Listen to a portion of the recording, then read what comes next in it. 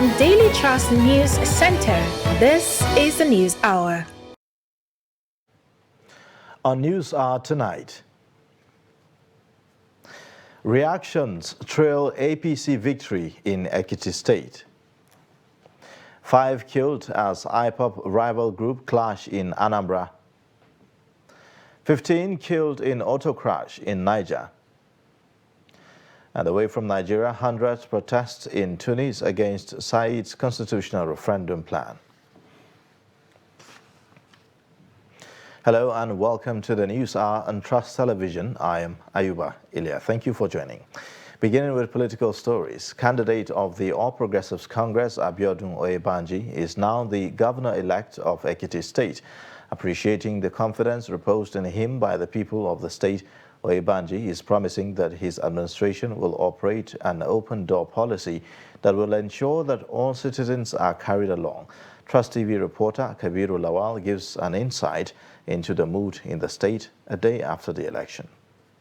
The Ekiti election has a clear winner, Abiodun Oyebanji, who is governor-elect, garnering 187,057 votes, trailed by his Social Democratic Party counterpart, Segun Oni, with 82,211 votes, while the People's Democratic Party governorship candidate, BC Kolawole, polled 67,457 votes. Understandably, there are mixed reactions to the outcome of the elections. The SDP candidate, for instance, has rejected the result and insists that he will not congratulate the winner. There are also unproven allegations that the votes were bought. However, some residents are happy with the result and are insisting that the vote was hitch-free. We worked very hard, but God crowned our efforts, and we thank God for Bao. It is God that gave us this victory. And Bao in person, his character, his behavior to the people of Ekiti State actually enhanced him this victory. And we thank God because it's a free election, no bloodshed. And meanwhile, the governor-elect has promised that his administration will continue to uplift the people of the state. We will work together with you to keep Ekiti working. I thank all other aspirants and their respective political parties for the dignified way they carried out their campaigns and for contributing to the credibility of the process. I will be seeking audience with you all in the coming days. The Ekiti election was supposed to be a litmus test to adjudge how ready INEC was for the elections next year. It also throws more light on a key factor that must be overcome before the polls: voter apathy. With only 37% of registered voters casting their vote in this election, it is very obvious now that a lot more must be done in the area of voter mobilization. In Ekiti, Kabir Lawal, Trust TV News.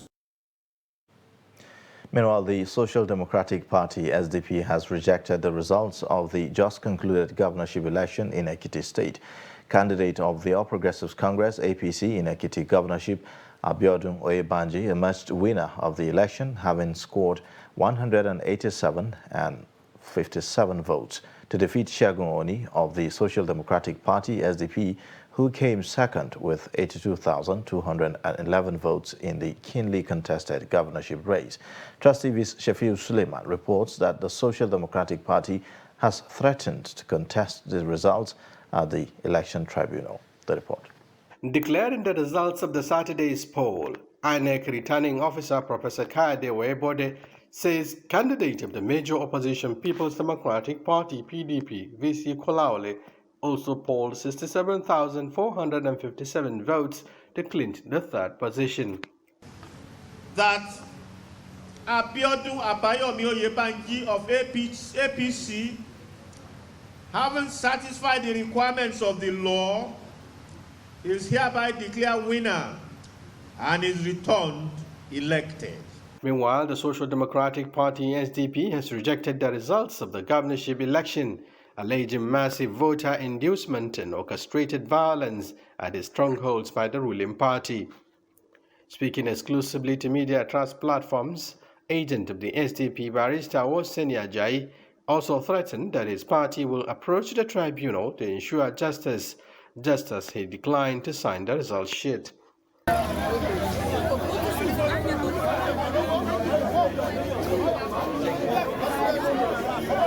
Reacting to the allegations, agent of the ruling APC Kayode Babade dismissed the claims, challenging SDP to provide proof, insisting that the claims were baseless.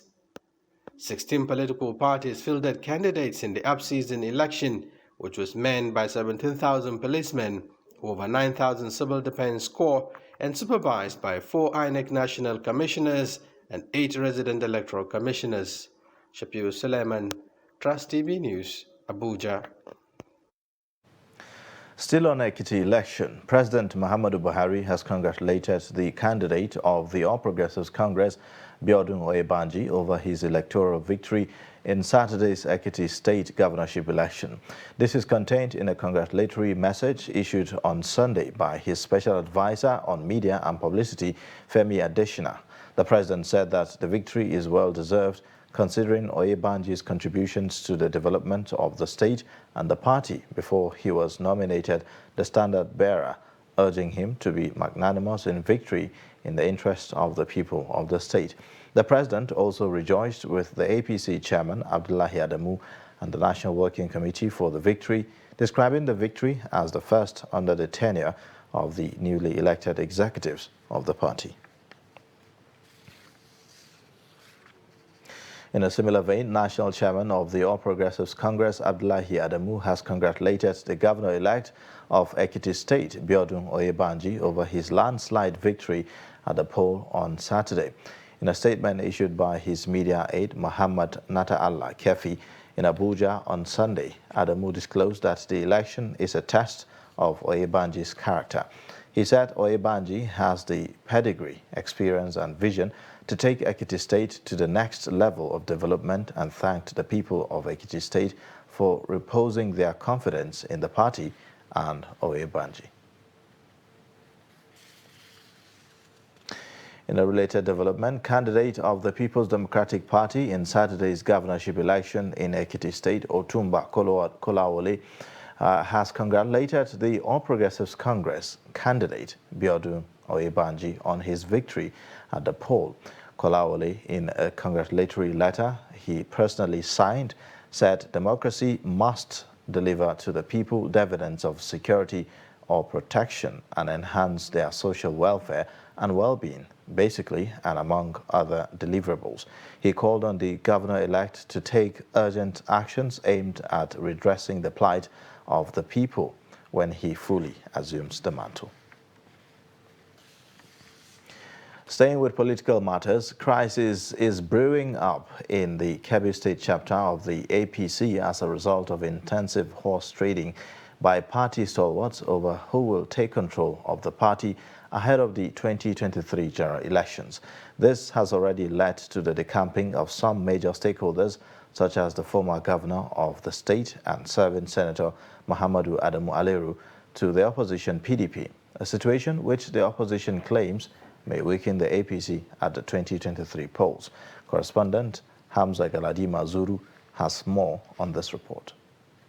Kebbi State has for a long time been a peaceful and politically dormant state, even though politicians from the state have played prominent roles on the national political scene. But recently, the political atmosphere has heated up with a series of decamping from the major ruling APC to the PDP, the foremost and biggest opposition party in the state. This according to some of the political heavyweights that cross-carpeted from the APC to the PDP, followed unreconciled differences arising from the choice of the party's flag bearer for the 2023 governorship elections. The bone of contention was actually the conduct of ward congresses that was done at the ward level, at the local government level, and also at the state level.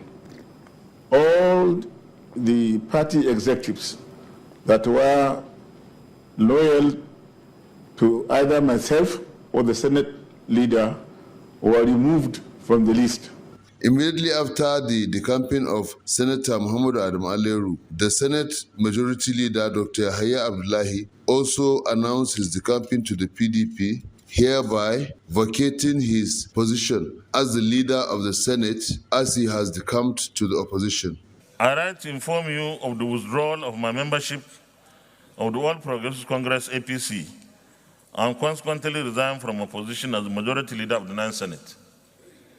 I came to this decision after a very hard struggle with my conscience and emotions. However, the governor of Kebbi State, Senator Abubakar Atiku Bagudu, while reacting to this development, said although it is not welcoming for anybody to leave the APC, but their decision to leave will not in any way affect the chances of the party at the polls.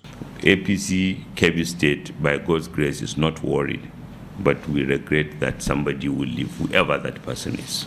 On the other hand, other opposition parties described it as a good development, saying it will further improve their chances to make a good outing at the 2023 polls. The PRP, through its PRO Alhaji Abubakar Dakingari, said the PRP will surely utilize the opportunity to take over government in Kebbi State come 2023. The public relations officer of the Kebbi APC, Alhaji Isa Asalapi, said the APC in Kebbi State will surely weather the storm and overcome all the crises as it has been doing in the past.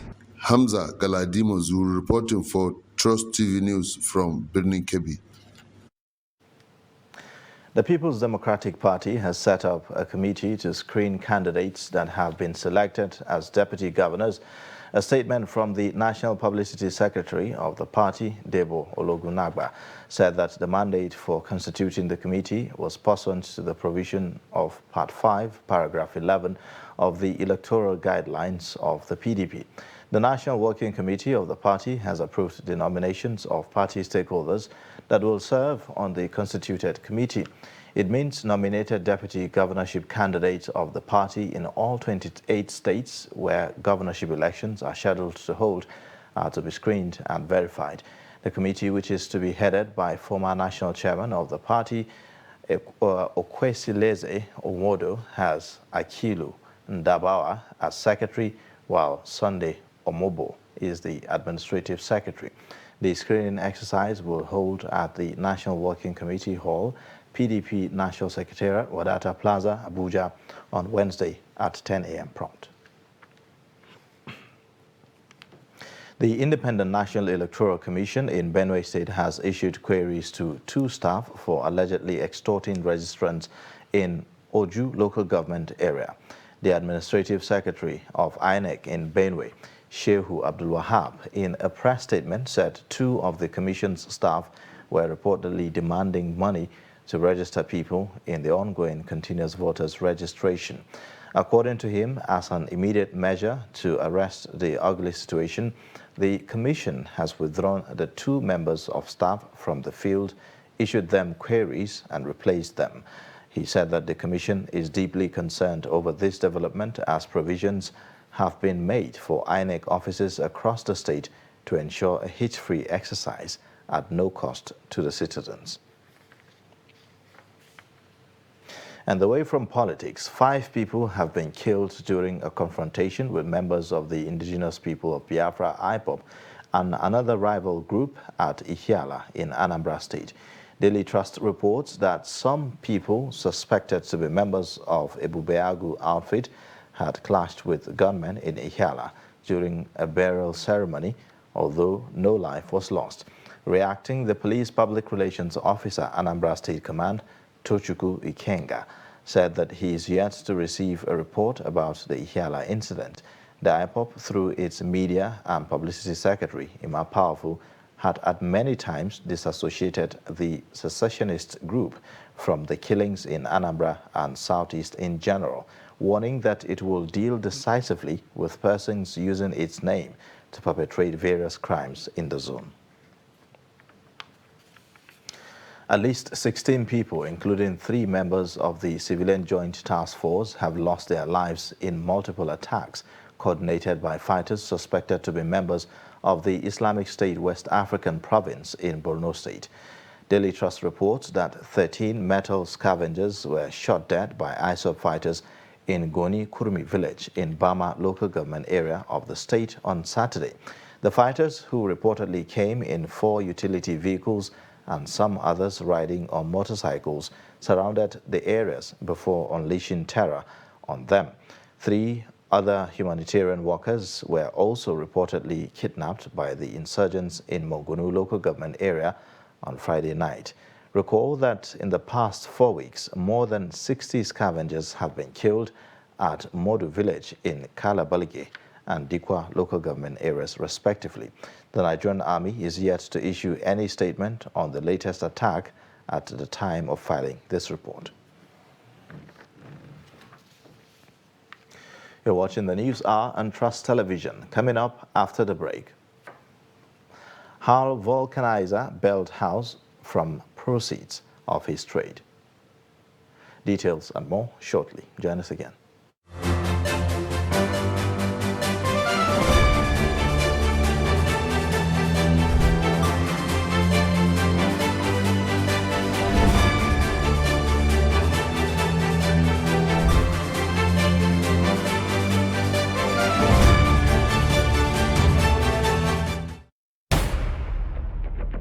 Every patriotic Nigerian should hear this. Any politician who means well for the people will never allow themselves or their supporters to engage in any violent, destructive activities. No politician who truly wants to serve the people and develop the nation will encourage his followers to destroy properties or take human lives before, during, or after the elections. The Nigerian public must watch out for these traits and isolate any politician who encourages supporters to engage in violence. No genuine politician or patriot will cause trouble and seek to destroy the very society which they aspire to lead or develop. Politicians who have the good of the people at heart will not allow themselves or their followers to engage in violence, destruction of properties, and then taking of lives. Be vigilant. By their words you shall know them. Shun violence. Stay away from politicians who want you to do so. Let's join hands to make the 2023 elections peaceful. This message is from the National Orientation Agency, NORA.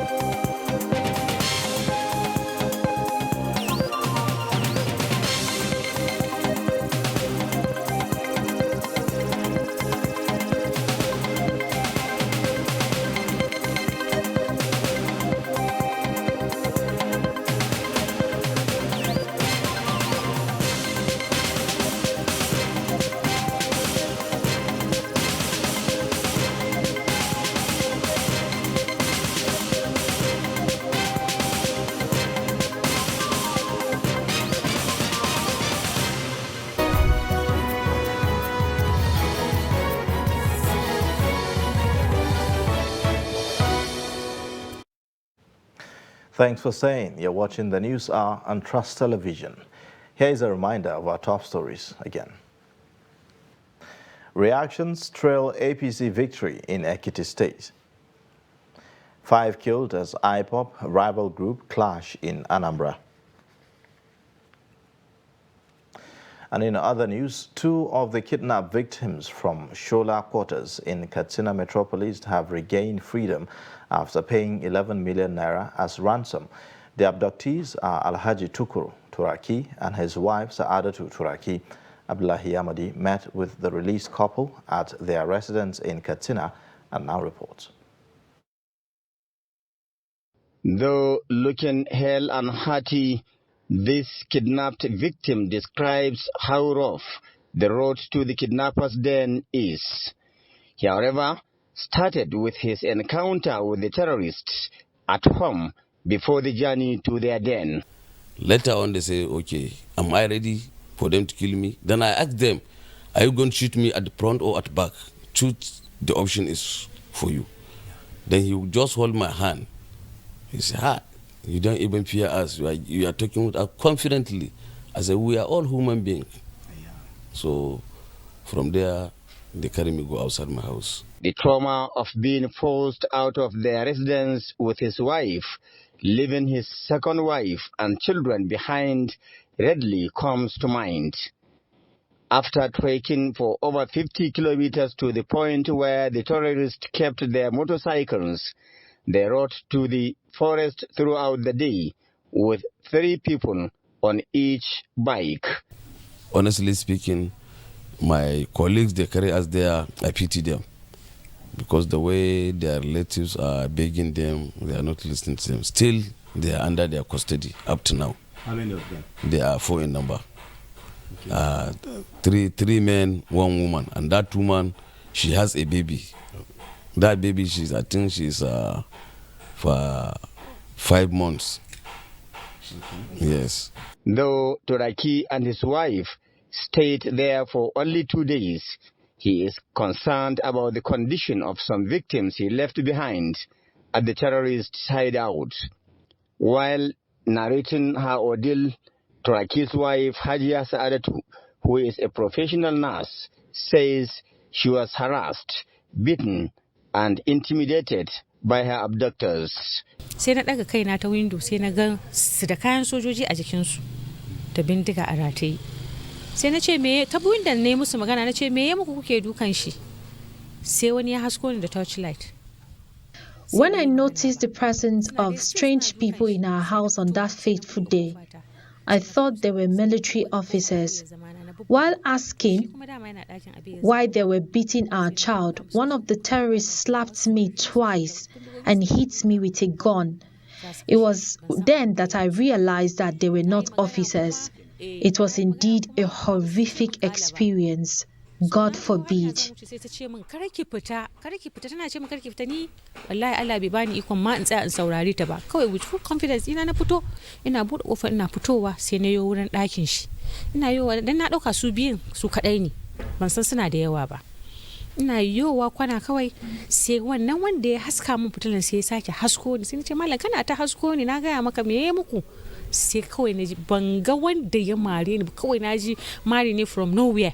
Saadatu, looking emotionally exhausted, disturbed, weak, and tired, called on government to be more proactive in dealing with criminals terrorizing people of Katsina State and the country in general. Abdullahi Ismayamadi, Trust Television News, Katsina.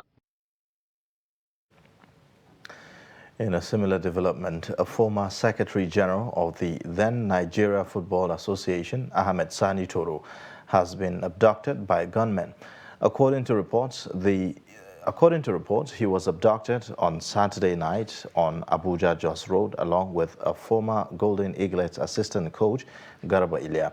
Both men were traveling back to Bauchi after attending the wedding of the son of a former NFF president, Aminu Maigari, in Abuja on Friday.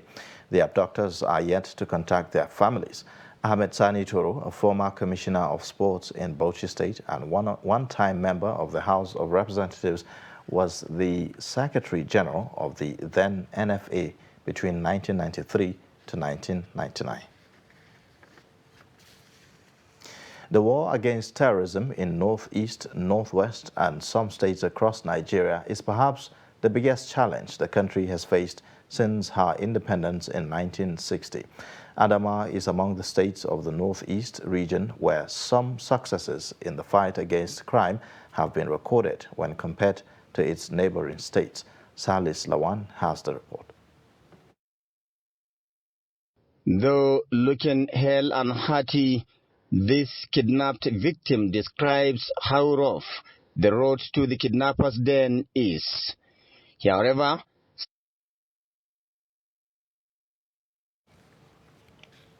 we apologize for the mix-up. Now, the Delta State Police Command has arrested 51 suspected members of the Iye confraternity. Briefing newsmen at the anti-cult office in Asaba, Police Public Relations Officer Bright Edafe said the arrest followed a tip-off that the cult group will be marking its anniversary in Ogwashi Uku. Edafe said that the suspects, on sighting the Buffalo patrol team, took to their heels while some of them shot at the police.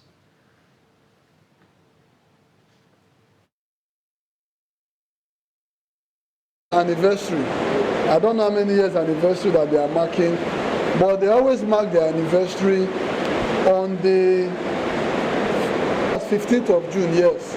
So that is when they usually mark their anniversary. So we were on their trail, but they never knew. We had intelligence that they will be marking their day in the Polytechnic. But later we got information that they have left the Polytechnic because the school did not allow them. And they went to one hotel in Oguashuku where they were going on with their celebration. Unfortunately for them, we got the timely information, we arrived there on time, and we raided them. One of them fired at the police, they missed.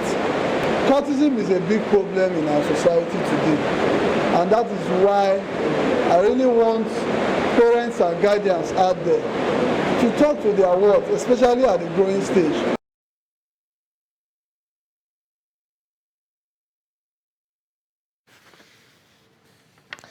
Now, the National Drug Law Enforcement Agency, NDLEA, has foiled attempts by drug traffickers to export methamphetamine to Malaysia and Australia.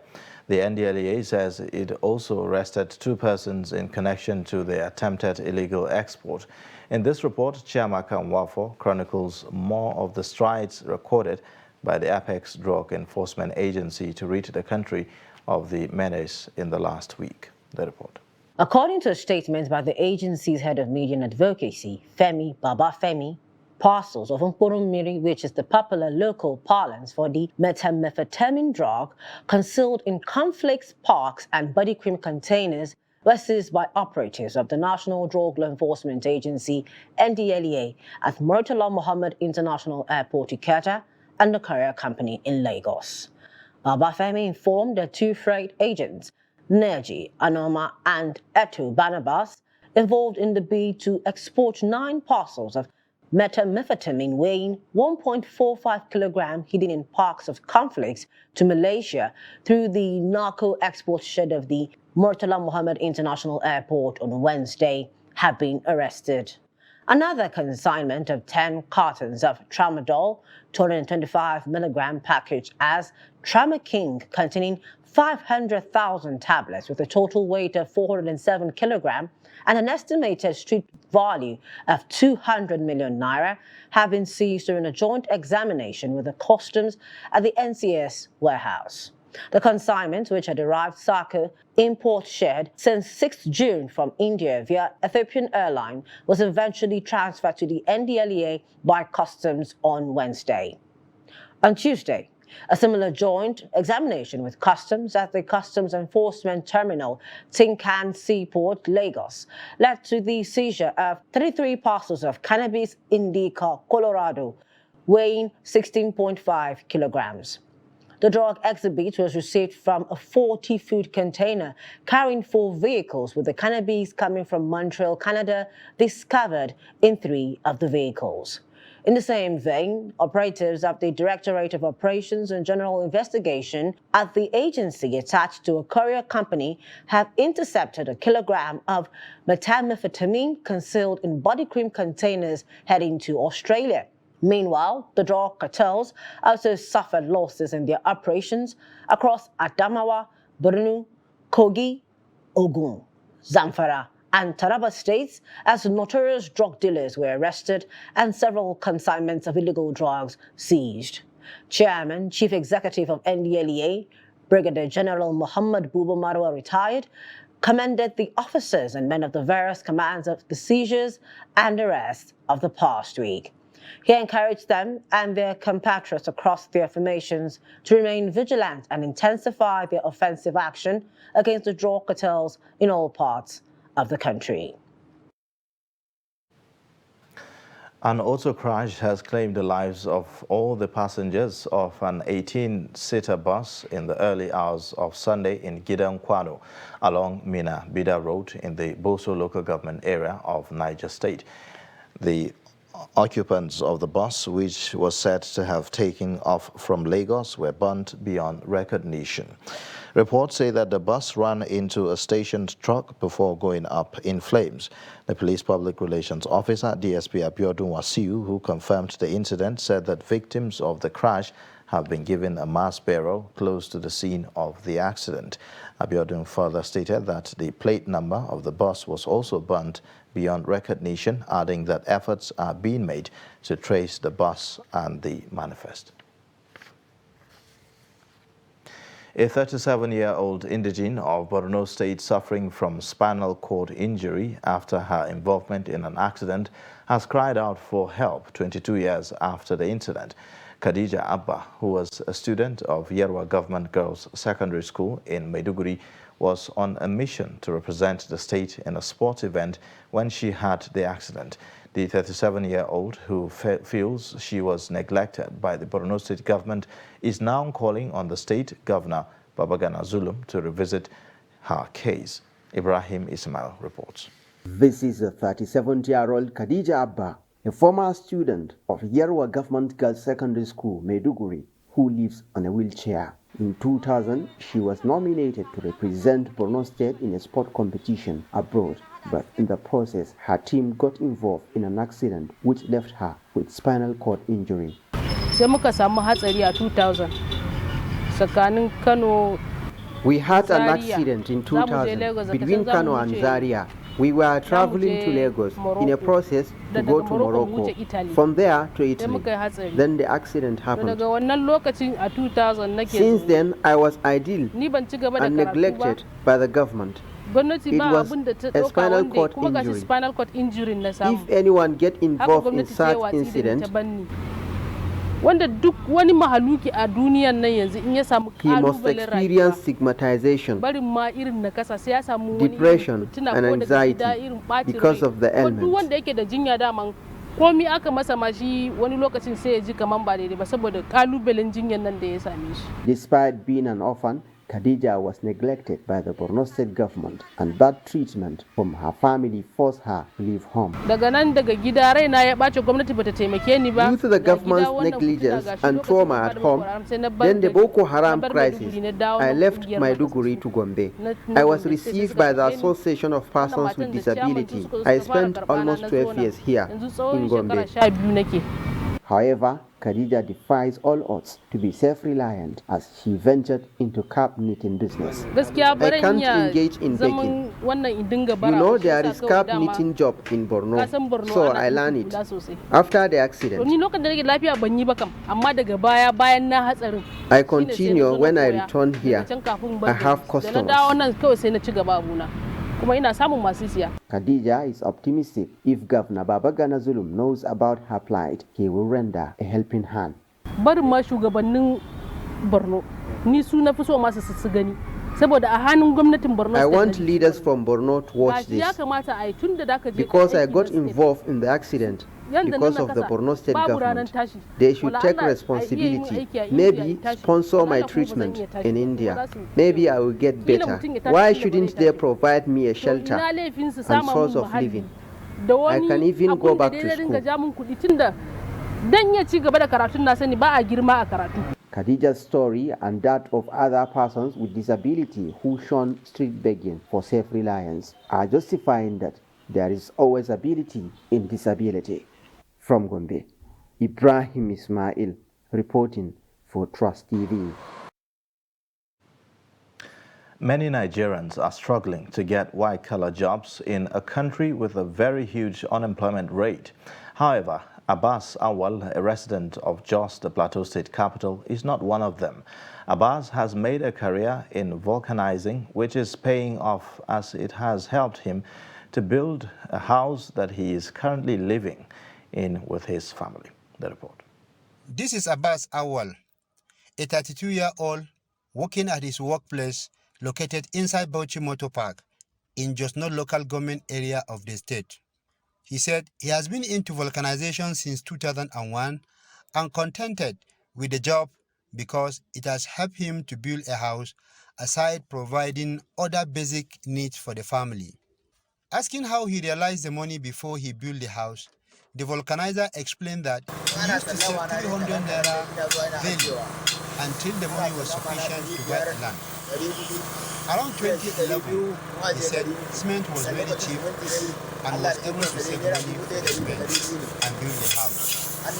There is nothing that this business has not done for me. we are contented with what we are earning. This job is helping me to settle my bills.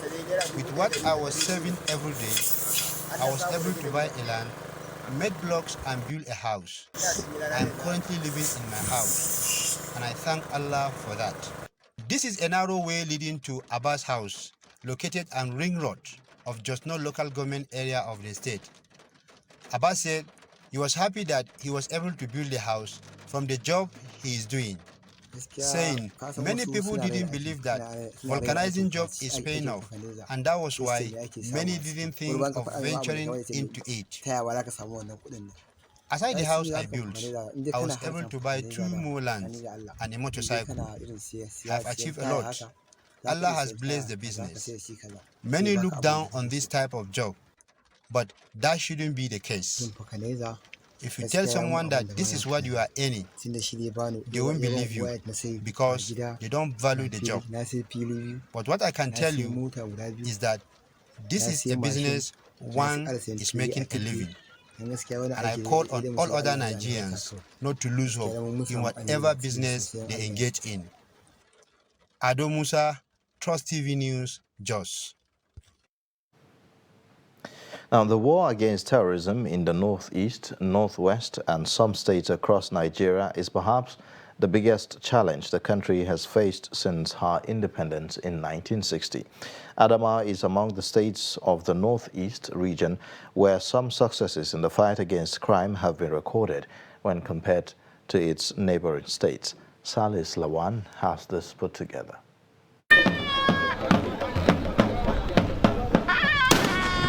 The vigilante group in Nigeria is populated by committed people at the micro level of the community, which collect information on suspected criminals in its area.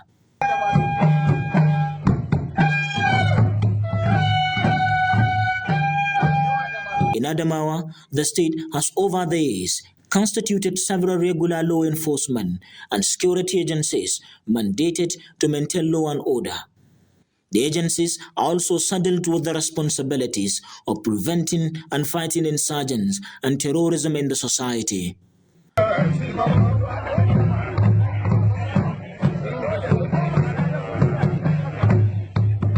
Vigilantes and groups like them in Yola North local government have played a significant role in nipping in bud the activities of notorious boys, popularly known as Sheila boys. The group was headed by the then Serkinyak in Jimeta, who is now the acting district head of Jimeta, Muhammadu Baba.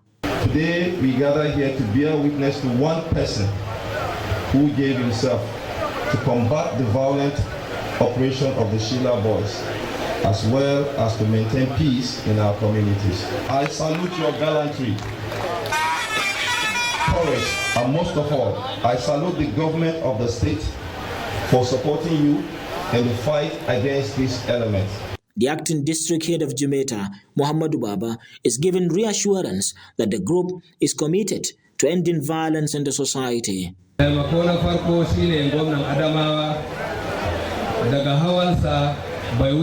I thank you so much for this award. However, as you all know, the giant success will not have been recorded without necessary support from the concerned authorities. Please let, on behalf of my members, assure you that we will continue contributing toward peace development in our area.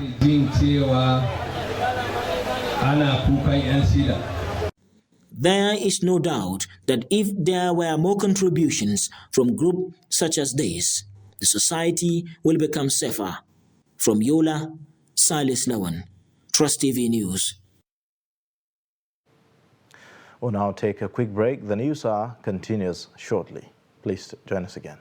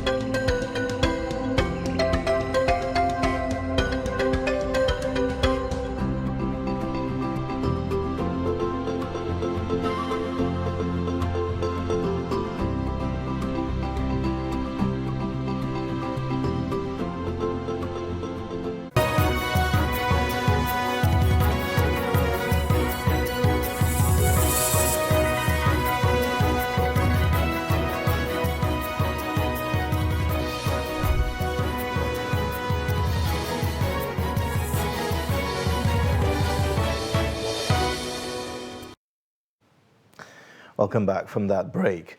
Now, Nigerians have felicitated fathers across the nation as they join their counterparts the world over to commemorate this year's Father's Day. The day is set aside to honor fathers and celebrate fatherhood, paternal bonds, and the influence of fathers in the society. A cross-section of Nigerians, while congratulating fathers on their special day, commended their effort in the upbringing of their children, especially in the area of instilling discipline in them. They called on fathers to continue playing their fatherly role by staying committed to their basic responsibilities to the mothers.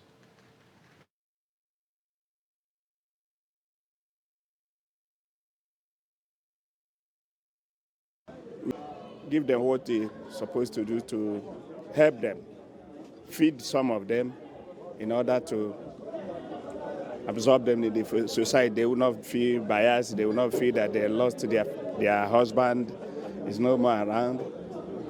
The preaching the Reverend Father said today, based on the other men. Those who are not waking up should wake up. Those who have not joined CMO should join CMO in order to help the humanitarian we are embarking. That is the main bone of contention for today's Mass. And we also recognize the widows, the wives that our late members left behind. We raised some money to visit them, where we should be making some food item donation. The role of the fathers, especially by the forthcoming election, is very, very important. Because if the situation of the country affects the father, it will affect the family. This is the day the fathers gather together and interact and discuss about fatherhood, the meaning, and what it takes to be a father. And the fathers also, they are the pillar of the church.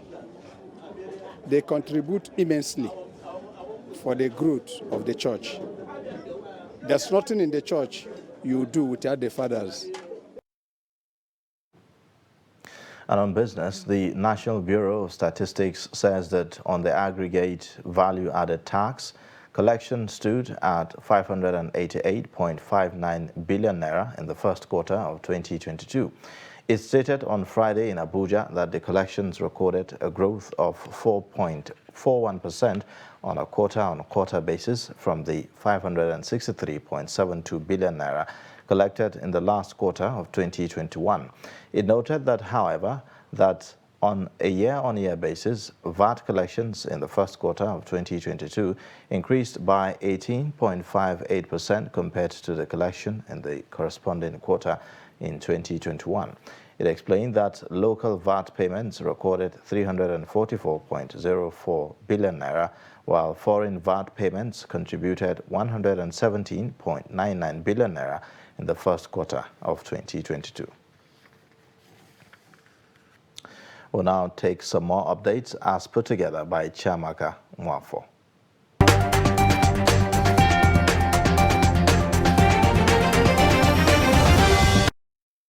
The Debt Management Office says it recorded 1,322 successful subscriptions and 1.7 billion naira total allotments in its two federal government of Nigeria bond offers for June.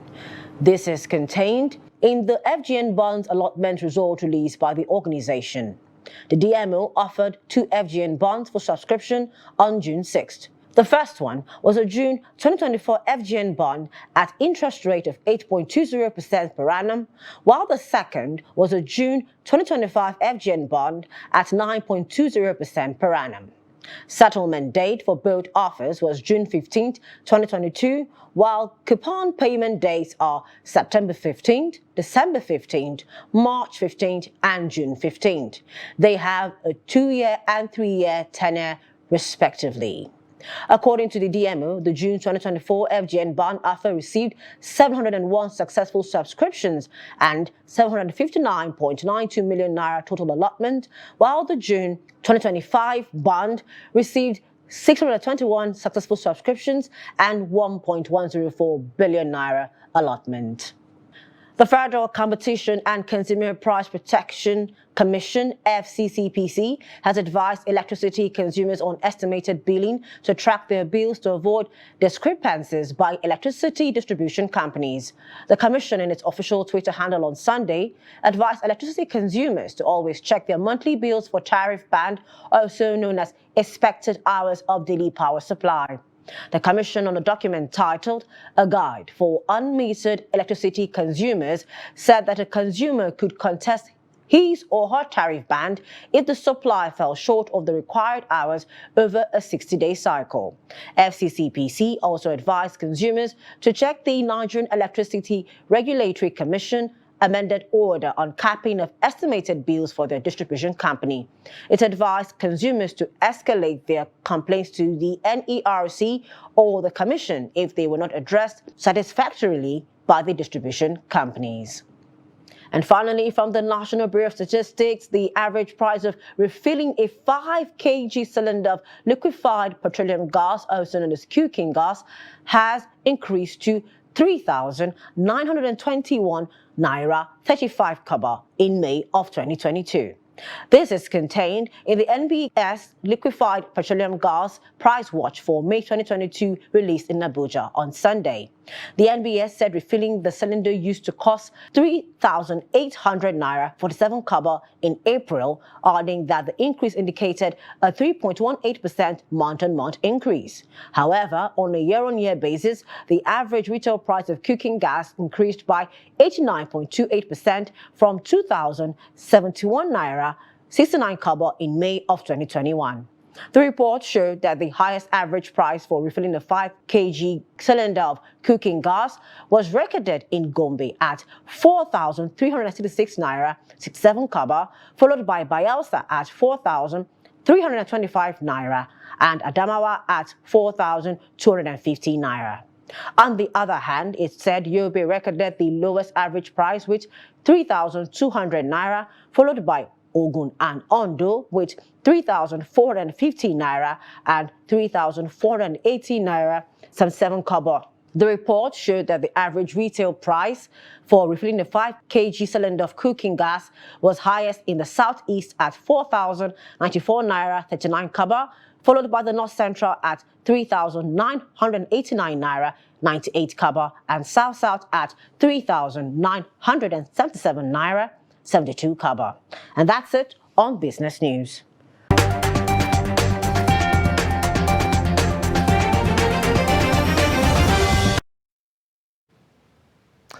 Now, Cultural Counselor of Chinese Embassy in Nigeria, Li Shuda, says that the initiative of commemorating the United Nations World Gastronomy Day has placed Nigerian cuisines on the international map. Li made this known on Saturday in Abuja during the commemoration of the 2022 Sustainable Gastronomy Day, a day set aside by the United Nations to acknowledge the importance of global cuisines to fostering unity. Also speaking, First Secretary of the Embassy of Spain in Nigeria, Patricia Gomez, said food remains a way to strengthen cultural, human and bilateral relations among countries. We can really promote the culture in diversity. And I think, China, we pay attention to the concept of harmony. We always say harmony in diversity. Through this way, I think that we can push forward our two countries' cooperation in many fields, including the cultural fields and tourism fields. Okay, it's really a great initiative and a great effort to make this fabulous event happen. Because from this, I think this year's placing Nigerian food on international map. Through this, we can promote Nigerian culture throughout the world. Let more people outside of Nigeria know more about Nigeria and its unique culture. Food is something very basic. We have food every day, and we don't realize how much it represents of our countries, of the different parts of very diverse countries, which is the case of both Nigeria and Spain. So sometimes we don't have to get very far into very sophisticated things to understand each country. Only one thing like food can make you realize how close or how many things you can understand about the other country by only tasting something that is probably delicious. So days like that are, of course, very important days to foster relationships, to understand different cultures and different parts of our countries, as we have today the cuisine from very different parts of this very big country. President Buhari was very recently in Spain, and they had the occasion to sign with our authorities from Spain a memorandum of understanding on tourism. And I think that sharing our cuisines is a very good way to fostering tourism between the countries. Now, away from Nigeria, hundreds of people demonstrated in Tunis on Sunday in the second day of protest against a constitutional referendum called by President Kais Saied that his opponents said will cement his hold on power. The demonstration was organized by the Salvation Front, a coalition including the moderate Islamist Ennahda, the largest party in a parliament that Saied dissolved in March. It followed a similar protest on Saturday called by the Free Constitutional Party over the referendum, and a strike on Thursday by a powerful labor union over government economic reform plans, which brought much of the country to a standstill. The president's supporters say he is standing up to elite forces whose corrupt practices have condemned Tunisia in a decade of political paralysis and economic stagnation. Monsoon storms in Bangladesh and India have killed at least 41 people and unleashed devastating floods that left millions of others stranded. Relentless downpours over the past week have inundated vast stretches of Bangladesh's northeast, with troops deployed to evacuate households cut off from neighboring communities. Schools have been turned into relief shelters to house affected villages. Floods are a regular menace to millions of people in low-lying Bangladesh, but experts say that climate change is increasing their frequency, ferocity, and unpredictability. NATO Secretary General Jens Stoltenberg has warned that the war in Ukraine could drag on for years and calls for the supply of more state-of-the-art weaponry to Ukrainian troops. This comes as Ukraine's military says it has suffered a setback in Metolkin, a village southeast of the key city of Severodonetsk. Meanwhile, two top Ukrainian commanders who defended Mariupol's Azovstal steel plant have been transferred to Russia for investigations. Ukraine's President Volodymyr Zelensky, who visited the front lines in Mykolaiv and Odessa, said that Ukrainian troops will definitely win against Russia. And in sports news, Nigeria's Tobi Amusan has broken the African record after clocking 12:41 seconds in the 100 meters women's hurdle. Amusan broke her own record with her third best run of the season at the Diamond League meet in Paris, France on Saturday. During the Paris Diamond League, Amusan blazed to victory with a time of 12 minutes 41 seconds that moved her up to third in the world in 2022, only behind world leader Jasmine Camacho Queen with a time of 12 minutes 37 seconds, and Alicia Johnson, who has a record time of 12 minutes 40 seconds. Amusan is the first Nigerian to win a Diamond League trophy. Now, top seed Ons Jabeur won the final of the WTA tournament in Berlin on Sunday after Olympic champion Belinda Bencic was forced to retire after twisting her left ankle. Bencic slipped at the end of the first set and, despite receiving treatment, eventually retired, with Jabeur leading 6-3, 2-1, and Jabeur had raced into a 3-0 lead after just 9 minutes before going on to win the third WTA title on her career after wins on grass last year in Birmingham and on clay in Madrid last month.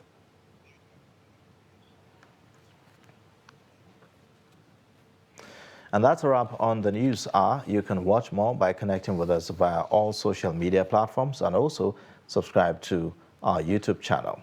I am Ayuba Ilya. Thank you for watching.